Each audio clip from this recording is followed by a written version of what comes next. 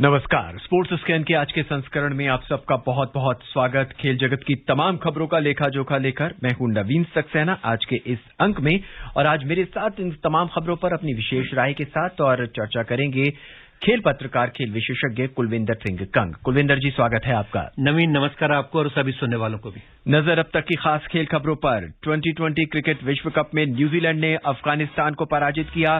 Bharat semifinal की दौड़ से बाहर। अगले साल ऑस्ट्रेलिया में होने वाले 2020 विश्व कप 2022 के लिए भारत सहित 8 टीमों ने क्वालिफाई किया। हाइलो ओपन बैडमिंटन टूर्नामेंट में किदाम्बी श्रीकांत और लक्ष्य सेन की हार के साथ भारतीय चुनौती समाप्त।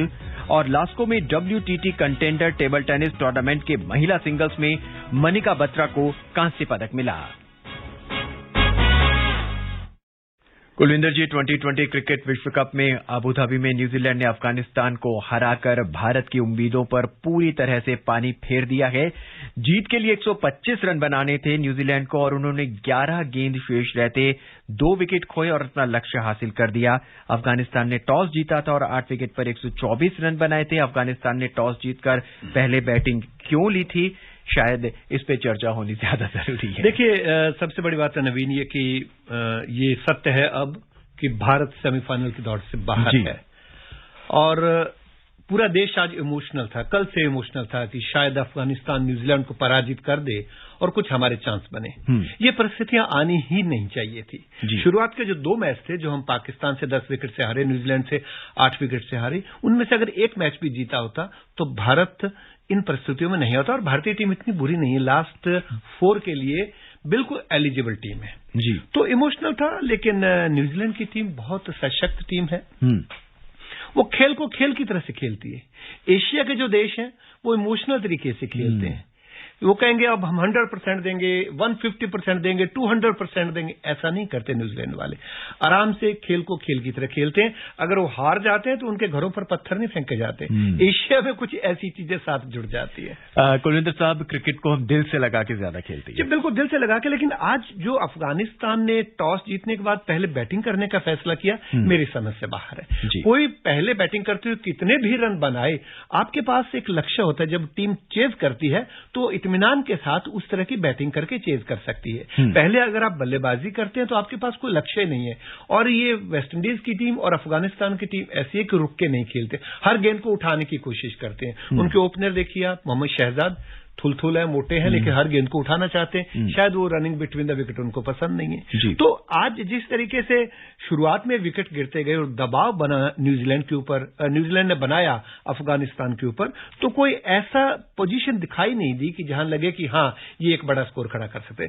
25-30-35 रन कम रहे। अगर इतने रन और बने होते अफगानिस्तान की तरफ से, फिर न्यूजीलैंड के लिए मुश्किलें हो जाती। कुलवंत साहब, भारतीय टीम T20 शुरू होने से पहले वर्ल्ड कप यानी विश्व कप को जीतने वाली सबसे बड़ी कंटेंडर टीम मानी जा रही थी, लेकिन पहले 2 मैच हारने के बाद हमारी तमाम उम्मीदों पर पानी फिर गया। और आज जब हम यही कहें कि अफगानिस्तान जब अगर हार गया तो उस पर तमाम सारे प्रतिबंध सब बंद हो गए और अब हम सेमीफाइनल में नहीं पहुंचेंगे।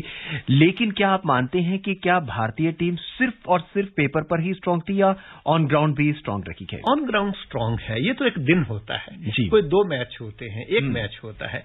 भारतीय टीम ने फिर अगले मैचेज में दिखाया, अफगानिस्तान को जैसे पराजित किया, या स्कॉटलैंड के खिलाफ जब चाहिए था कि नेट रन रेट को ऊपर ले जाना है, तो किस तरीके से बल्लेबाजी की गई आपके सामने है। तो टीम में कोई बुराई नहीं है, इससे बढ़िया टीम हो नहीं सकती। मैंने कहा ना, डिजर्व करती थी लास्ट 4 में आने के लिए, लेकिन परिस्थितियां कुछ ऐसी हो गई कि इससे भारत को सीख लेनी होगी।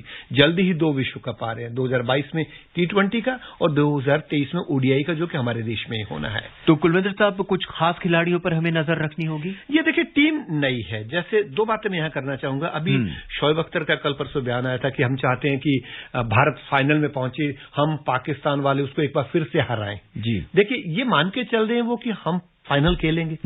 ये भी कुछ ज्यादा ही है। एशियाई देश कुछ ज्यादा ही अपने आप की हवा में भरे रहते हैं। तो ये कोई जरूरी नहीं कि पाकिस्तान को सेमीफाइनल में बहुत मुश्किलें आने वाली हैं। जिस भी टीम से खेले, अगर वो ऑस्ट्रेलिया से खेलेगा तो मुश्किल, इंग्लैंड से खेलेगा तो मुश्किल।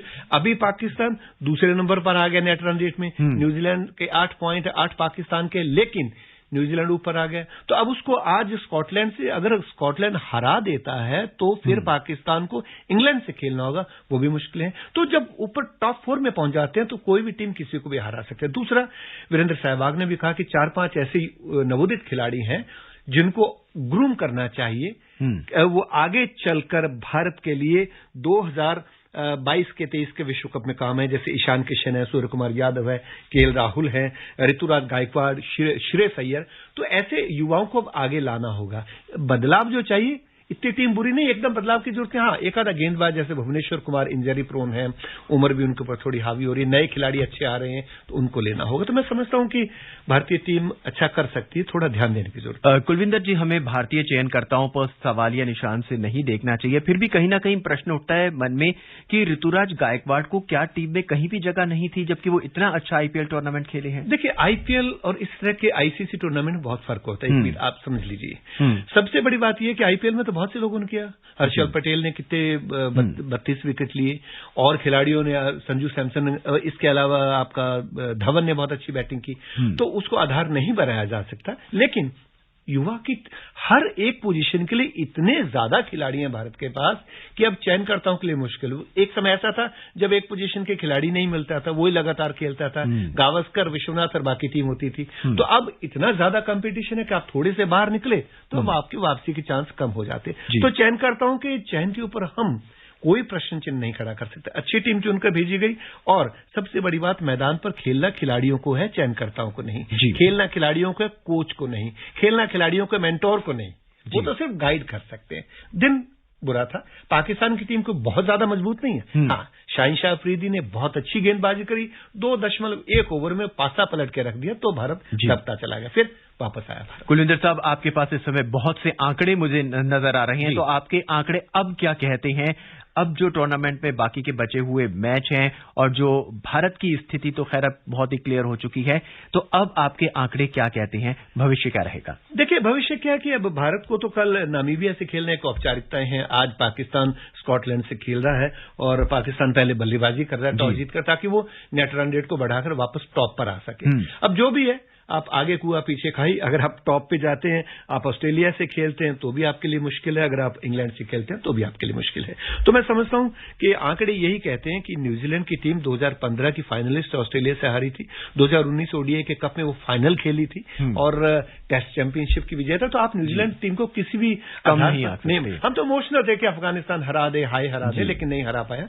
तो मैं समझता हूं कि यहां अब जो चारों टीमें हैं बहुत अच्छी हैं, और फाइनल जो भी होगा उस दिन पता लग जाएगा कौन सी टीम। आज देखिए किस तरीके से गप्टिल, मिचेल, केन और कॉन्वे चारों ने एक प्रकार से बहुत सहजता के साथ बल्लेबाजी करी, आराम से रन बना लिए, कोई दिक्कत नहीं। यहां अफगानिस्तान आज एक गलती कर गया, क्योंकि अफगानिस्तान के पास रन बहुत कम थे, 124 रन बनाए थे। उनको उनकी जो स्पिन तिकड़ी है उसको पहले ही यूज कर लेना चाहिए था। तीनों स्पिनर हैं जो उनके, राशिद है, नबी और मुजीब, उनसे 12 के 12 ओवर घुमा के करवा देते। अगर शुरू में विकेट मिल जाते तो न्यूजीलैंड पे दबाव आता। अब आप उसको बिट एंड पीसेज में आप उनसे गेंदबाजी करवा रहे हैं, तो फिर उसके बाद न्यूजीलैंड जम गया। पर न्यूजीलैंड ने गेंदबाजी बहुत अच्छी की, क्योंकि अफगानिस्तान को पहले ही जकड़ के रख दिया। उनके 5 विकेट बहुत जल्दी गिर गए। हालांकि उसके बाद उन्होंने एक आंकड़ा 100 का पूरा किया, लेकिन कुछ खास कहीं भी पूरे मैच में नजर नहीं आया। देखिए, आप बोल्ट को देखिए, 17 रन पे 3 विकेट। आप सऊदी को देखिए, अनुभव है, 24 पे 2 विकेट। तो इन्होंने अपना पूरा अनुभव झोंका। अफगानिस्तान के पास इतना अनुभव नहीं है। अभी उससे और टीमों के साथ खेलना होगा, धीरे धीरे अनुभव आएगा। असगर अफगान छोड़कर जा चुके हैं, और भी कई ऐसे खिलाड़ी जो पूर्व कप्तान हैं, तो वही कई सालों से खेलते आ रहे हैं। ज्यादा एक्सपोजर मिलेगा, ज्यादा टीमों के साथ खेलेंगे, तब जाकर उनको कुछ अंतर्राष्ट्रीय और अनुभव हो सकता है। और पिछले 1-1.5 साल से 2 साल से अफगानिस्तान तो कहीं शायद खेला ही नहीं जी, क्योंकि कोविड की वजह से बाकी टीमों के लिए भी दरवाजे बंद थे। कुलविंदर साहब, अब जो भी 4 टीमें जो सिलेक्ट हुई हैं, क्या वो अपने विनिंग कॉम्बिनेशन के साथ आगे जाएंगी, या टीम में कुछ बदलाव नजर आएंगे अपनी विरुद्ध टीम को देखते हुए? नहीं, कोई बदलाव की जरूरत नहीं। विनिंग कॉम्बिनेशन तभी बनता है जब आप जीत रहे हैं। अगर आप उसको छेड़ेंगे, भारत ने एक बार छेड़ा था ना न्यूजीलैंड के खिलाफ, आप रोहित शर्मा को आप नीचे खिला रहे हैं और आपने ईशान किशन को लगाया, वो भी पासा पलट गया एकदम, वो भी दाव फेल हो गया। तो आपका विनिंग कॉम्बिनेशन, आपको उसको हटाना नहीं चाहिए। T20 विश्व कप का एक और रिकॉर्ड है, अभी तक जिस देश ने होस्ट किया है केवल एक बार 2012 में श्रीलंका फाइनल में पहुंचा था, वहां वेस्ट इंडीज जीत गया था। अब कोई होस्ट फाइनल में नहीं पहुंचा, और यहां भी भारत होस्ट है, यूएई में हो रहा है वो अलग बात है, तो भारत उस रिकॉर्ड को तोड़ सकता था लेकिन नहीं तोड़ पाया। तो यानी भारत का भविष्य पहले ही तय हो चुका था। तो देखिए, ये आंकड़े बोलते हैं, हम तो ये नहीं कह सकते, लेकिन ये है कि सब चीजों पर नजर रखनी होती है। टीम अच्छी है, इसे सीख लेनी चाहिए भारत को। हम तो भारत के पॉइंट ऑफ व्यू से बोलेंगे, अब कोई भी जीत जाए, ये टूर्नामेंट तो होना ही होना है। हाँ, अगले जो विश्व कप में हो रहा है T20, उसमें भारत ने क्वालिफाई कर लिया। 2 बार का चैंपियन वेस्ट इंडीज क्वालिफाई नहीं कर पाया, श्रीलंका फिर क्वालिफाई खेलेगा। विशेषज्ञ लगातार बात करते हैं, खेल पत्रकार लगातार बात करते हैं कि अगर ऐसा हो जाता, अगर भारत टॉस जीत जाता, ओस न पड़ती, लेकिन क्या हम एक वर्ल्ड क्लास टीम को सिर्फ इसलिए अलग कर सकते हैं जीत से, या उनका जीत का जो दारोमदार है उसको, हार का जो दारोमदार है उसको कम कर सकते हैं सिर्फ इसलिए कि हम टॉस नहीं जीते, हमारे पास ओस थी? देखिए, ये फर्क पड़ता है, मैदान का फर्क पड़ता है, पिच का फर्क पड़ता है, ओस का फर्क पड़ता है। ये आपको मानना होगा, क्योंकि समुद्र के किनारे, शारजा भी, दुबई भी, जो भी है, तो मैं समझता हूं उसका फर्क पड़ता है। और उसी को देखते हुए आप टॉस अगर जीतते हैं तो फिर आप पहले क्या करना चाहते हैं, आप पिच को रीड करते हैं और उसके मुताबिक आप अपनी टीम को सिलेक्ट करते हैं। तो इस तरीके से जो भारत ने किया, पर शुरू के 2 झटके जो लग गए वो उससे संभल नहीं पाया। अंतिम 4 में जाने के लिए भारत डिजर्व करता था, लेकिन नहीं जा पाया। ये भी इतिहास है, बहुत बार ऐसा होता है। अब आप न्यूजीलैंड की तरफ देख लीजिए, 2019 के वर्ल्ड कप में किस तरह बेचारा फाइनल में हारा कि चौके ज्यादा लगाए इंग्लैंड ने, किस तरह से बराबरी टक्कर दी, सुपर ओवर हुआ, उसके बावजूद भी हार गए। किस्मत की बात। बहरहाल, अब कुल मिला के अगर हम अपनी इस चर्चा का एक कंक्लूजन निकालें तो हमें यह कहना चाहिए कि भारत को और भारतीय चयनकर्ताओं को और भारतीय कप्तान को, अब जो भी कप्तान होंगे भविष्य में, उन्हें उन नए खिलाड़ियों को बैकअप करना होगा, उन नए खिलाड़ियों को लेकर आना होगा जो भविष्य की भारत की टीम तैयार करे, जो जीत सके। निश्चित तौर पर नए खिलाड़ी आते हैं, पुरानों को उन्हें रास्ता देना पड़ता है। एक वक्त था जो wall of Indian cricket team माने जाते द्रविड़, आज वो हमारी टीम के कोच बने हैं। तो समय जो परिवर्तन होता है वो बहुत जरूरी, अच्छे के लिए होता है। तो अच्छे खिलाड़ी भारत के पास हैं, प्रतिभाएं भारत के पास बहुत ज्यादा हैं, और उनको सही तरीके से नर्चर करना है और उनको सही वक्त पे मौका देना है। जल्दी मौका देंगे, निकल जाएंगे। मनिंदर सिंह को जल्दी चले गए थे। आप वो देखिए, पटेल विकेट कीपर थे, बहुत जल्दी उनको लाया गया, जल्दी टीम से बाहर हो गए। नरेंद्र हिरवानी मुझे याद आते हैं जी, आते ही उन्होंने 16 विकेट लिए थे, 16 विकेट लिए थे, मुझे याद है वो टेस्ट मैच, बहुत जबरदस्त टेस्ट मैच था। लेकिन है कि समय से हर चीज समय से होती है। ऑस्ट्रेलिया में अगले साल होने वाले 2020 विश्व कप 2022 के लिए भारत सहित 8 टीमों ने क्वालिफाई कर लिया है, जबकि वेस्ट इंडीज और श्रीलंका क्वालिफाई नहीं कर सकी हैं। सुनते हैं ये रिपोर्ट। वर्ल्ड कप में कल खेले गए सुपर 12 के मुकाबलों में ऑस्ट्रेलिया ने वेस्ट इंडीज को पराजित किया। इस मैच के बाद अगले साल ऑस्ट्रेलिया में होने वाले विश्व कप में सुपर 12 के लिए 8 टीमों ने सीधे क्वालिफाई कर लिया है। भारत के लिए खुशी की बात यह है कि इस विश्व कप में खराब प्रदर्शन के बावजूद भारत को 2020 विश्व कप में सीधे प्रवेश मिल गया है। इनमें मेजबान Australia, England, Bharat, Pakistan, New Zealand, दक्षिण अफ्रीका, अफगानिस्तान और बांग्लादेश शामिल हैं। आईसीसी के नियम के अनुसार 2020 विश्व कप के सुपर 12 की शीर्ष 8 टीमें अगले वर्ल्ड कप के लिए क्वालिफाई करने वाली थीं। कल हुए मुकाबले के बाद 2020 रैंकिंग में इंग्लैंड, पाकिस्तान, भारत, न्यूजीलैंड, दक्षिण अफ्रीका, ऑस्ट्रेलिया शीर्ष 6 में बरकरार रहेंगे। वहीं बांग्लादेश और अफगानिस्तान की टीमें शीर्ष 8 में रहेंगी। 2 बार T20 वर्ल्ड कप जीतने वाली वेस्ट इंडीज की टीम के लिए ये टूर्नामेंट किसी बुरे सपने से कम नहीं रहा। टीम ने सुपर 12 में 5 मैच खेले और 1 में ही जीत दर्ज की। वेस्ट इंडीज के साथ साथ श्रीलंका भी अगले साल ऑस्ट्रेलिया में होने वाले वर्ल्ड कप के टॉप 12 में नहीं पहुंच पाई है। अतहर सईद, स्पोर्ट्स कैन। कंसब भारतीय टीम सेमीफाइनल की दौड़ से बाहर हो चुकी है, लेकिन अच्छी बात यह है कि अगले साल होने वाले 2020 विश्व कप के लिए क्वालिफाई कर लिया है। एशिया की 4 टीमों ने क्वालिफाई की है, सिर्फ एक छोड़ दीजिए आप, 5वीं टीम जो श्रीलंका की, पाकिस्तान है, भारत है, अफगानिस्तान और बांग्लादेश। ये बहुत अच्छी बात है और एशियन क्रिकेट की वैल्यू है अंतर्राष्ट्रीय स्तर पर।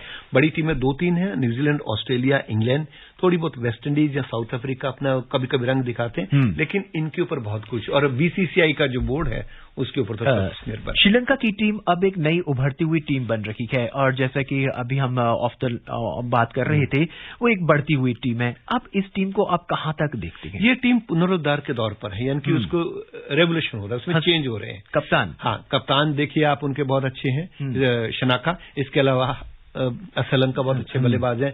वानिंदु हसरंगा क्या लेग स्पिनर है, 16 विकेट लिए इस टूर्नामेंट में, अगर क्वालिफाई कोई मिला लिया जाए, और बहुत शानदार तरीके से हर खिलाड़ी अपनी पोजीशन पर खेल रहा है। तो ये आने वाले समय में 2020 जो अगर विश्व कप होगा उसमें क्वालिफाई जरूर करेंगे, और 23 के विश्व कप में क्योंकि भारत में होना है उनका प्रदर्शन बेहतरीन रहेगा। जी, क्रिकेट के बाद अब हम सीधा चलते हैं बैडमिंटन के कोर्ट में। जर्मनी में हाइलो ओपन बैडमिंटन टूर्नामेंट में किदाम्बी श्रीकांत और लक्ष्य सेन को सेमीफाइनल में हार का सामना करना पड़ा है।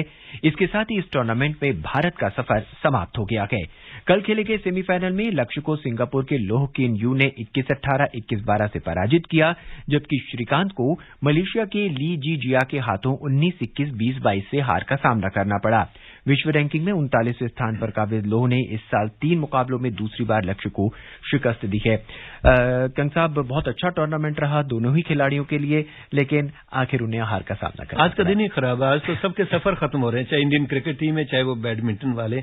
एक शायद आगे टेबल टेनिस से जाकर थोड़ी सी खुशी देखने को आज मिलेगी। जी, टेबल टेनिस का जिक्र कंग साहब ने किया है, तो हम टेबल टेनिस की खबर को लेते हुए आपको बताते चलें कि लास्को में WTT contender table tennis tournament में महिला सिंगल्स में मनिका बत्रा को कांस्य पदक से संतोष करना पड़ा है। कल खेले गए सेमीफाइनल मुकाबले में मनिका को चीन की वैंग जीडी से हार का सामना करना पड़ा। वैंग जीडी ने मनिका को 2-4 से पराजित किया। चीन की खिलाड़ी ने मनिका पर 11-7, 7-11, 13-11, 10-12, 11-7 और 11-5 से जीत दर्ज की। इससे पहले मनिका बत्रा और अर्चना गिरीश कामत की जोड़ी महिला डबल्स के फाइनल में पहुंच गई। सेमीफाइनल मुकाबले में मनिका और अर्चना ने वैंग जीडी और ल्यू वेशान की जोड़ी को शिकस्त दी। भारतीय महिला जोड़ी ने यह मुकाबला 11-6, 8-11, 11-6, 5-11, 11-8 से अपने नाम किया। इस जीत के साथ ही मनिका बत्रा और अर्चना कामत ने रजत पदक पक्का कर लिया है। तो एक अच्छी खबर है और एक बुरी खबर है, दोनों ही खबरें जुड़ी हुई हैं। देखिए, उम्मीदें हैं। शुरुआत में तो जब होता था Asian games, Commonwealth games, Olympic, 2-3 खेल ये थे जिनमें हमारा नाम होता था। अब काफी है, चाहे वो हॉकी है, चाहे वो शूटिंग है, चाहे वो कुश्ती है, वो बैडमिंटन है, अब टेबल टेनिस भी हम उभर कर आ रहे हैं। तो एक विहंगम जो स्पोर्ट्स का भारत का जो दायरा है वो बढ़ रहा है, और ये खेलो इंडिया और इस देश की सरकार ने जिस तरीके से प्लानिंग करी है, 2016 के रियो ओलंपिक में जब कल 2 पदक मिले थे, तो 2024-28 तक की प्लानिंग कर दी गई थी। और कुलवंत जी, मनिका बत्रा एक नया सितारा निकल कर आ रही है। बिल्कुल बिल्कुल, टेबल टेनिस में तो कोई सोच नहीं सकता था कि कभी कॉमनवेल्थ गेम्स में, एशियन गेम्स में पदक आ सकता है, और वहां पदक उन्होंने जीते हैं और टक्कर दी है। यहाँ पर भी उन्होंने अच्छी टक्कर दी थी टोक्यो ओलंपिक में। तो अगले 2-3 साल में विश्व ओलंपिक होने, तो मैं समझता हूं कि भारत टेबल टेनिस में भी कोई पदक ला सकता है। जी, और अब बात कबड्डी की। पाकिस्तान अगले वर्ष 4 देशों के अंतर्राष्ट्रीय कबड्डी टूर्नामेंट की मेजबानी करेगा। इससे पहले भारत और पाकिस्तान के बीच करतारपुर कॉरिडोर में कबड्डी का मुकाबला खेला जाएगा। यह मुकाबला अगले साल मार्च में करतारपुर में होगा। पाकिस्तान कबड्डी फेडरेशन ने कल इसकी जानकारी दी है। ये भी एक अपने आप में बहुत ही जबरदस्त टूर्नामेंट रहेगा जब भारत और पाकिस्तान कबड्डी का मुकाबला बहुत अच्छा रहेगा, क्योंकि भारत और पाकिस्तान कबड्डी में काफी बार आमने सामने हुए। एशियन गेम्स में भारत ने बहुत बार जीता है। पाकिस्तान और भारत की, क्योंकि दोनों ही तरफ से ज्यादातर पंजाब के खिलाड़ी होते हैं और कबड्डी में दमखम दिखाते हैं और एक दूसरे को पटकनी देने की कोशिश करते हैं। तो मैं समझता हूं करतारपुर कॉरिडोर में अगर होगा तो बहुत ही सारी दुनिया की उस पर नजर रहेगी, और इस कबड्डी के खेल को एशियन गेम्स ही नहीं बल्कि और खेलों में भी शामिल किया जाना चाहिए। जी, और अब बात टेनिस की। पेरिस मास्टर्स टेनिस टूर्नामेंट के फाइनल में सर्बिया के नोवाक जोकोविच का सामना रूस के डैनियल मेदवेदेव से हो रहा है। जोकोविच अगर आज खिताबी मुकाबला जीत लेते हैं तो यह उनका 37वां मास्टर्स खिताब होगा।